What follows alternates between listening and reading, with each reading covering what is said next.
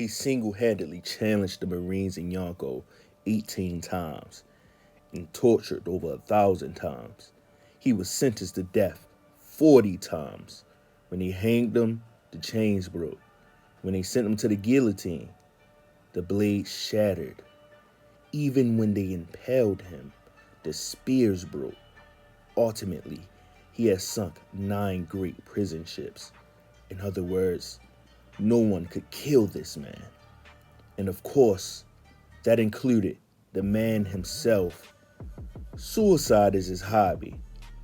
This man's name is Kaido of the Beast. This is the narration that we got in the introduction to Kaido as he was jumping from a sky island onto the ground and arising with only a mild headache. What do we also hear from that narrator? Everyone says in a one-on-one, always bet on Kaido, for he is the pirate called the strongest creature amongst all things that live on the land, in the sea, or in the air. So what do we get from the One Piece story that supports this statement? We know that 20 years ago, he was able to take over the land of Wano that has the strongest samurai in the world inhabiting that land. We know that he became a Yonko after being a part of the Rock's crew. We know that he was able to clash with his Yonko rival, Big Mom. We know that he was able to one-shot Straw Hat Luffy, who's considered by the masses to be the 5th Emperor of the Sea. We know that he is the guy at the pinnacle of the black market in One Piece. We know that the Smile business is being ran through his power. So what do we also know about Kaido? We know that during the Marineford War, he wanted to face Whitebeard, but red-haired Shanks was able to divert him. Let me repeat. Red-haired Shanks was able to make Kaido hit a U-turn. We also know 20 years ago, when he did take over the land of Wano, he got into a one-on-one fight with Kozuki Oden. And we know that Oden left 2 slashes on Kaido that left a scar. And Kaido of the Beast was on the verge of losing a one-on-one fight until he used trickery.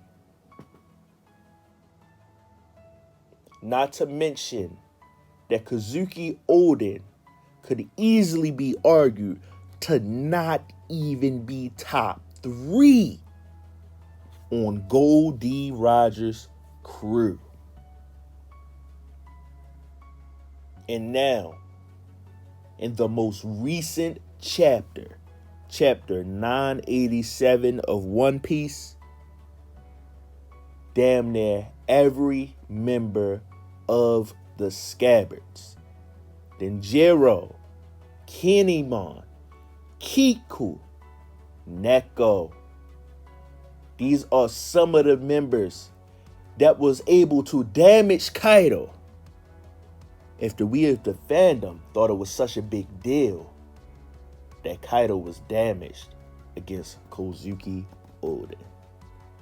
And we are to believe that, quote unquote, this is because of Oden's Rio. So what am I getting to with all these points I've been making? I'm getting to the fact that Oda has built up a perception for Kaido, and now he's showing us the harsh reality that Kaido is beatable. He's not this monster that you can never hurt, though he is powerful as hell. And he might even be the strongest creature in the world right now.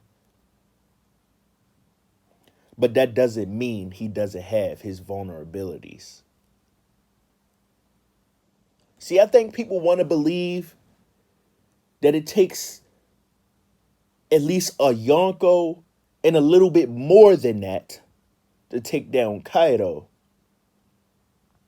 When we're ready to see that it might only take a one-on-one fight with Straw Hat Luffy.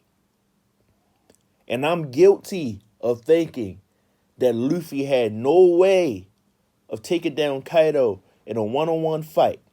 I thought at the very least it had to be Luffy, Law, and Eustace, Captain Kidd. But now with these recent developments in the story, I think everyone might have been wrong. Because I think it's very possible to take down Kaido in a one-on-one fight.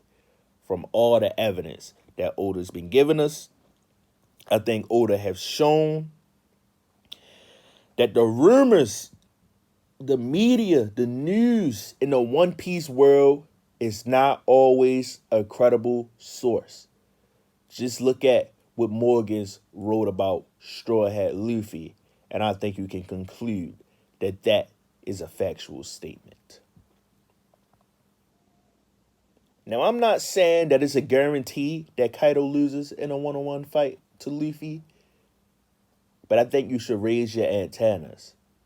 Because if you still think that the distance between Kaido and Luffy is as great as you thought initially, you're going to be extremely disappointed with the results we get by the end of Wano.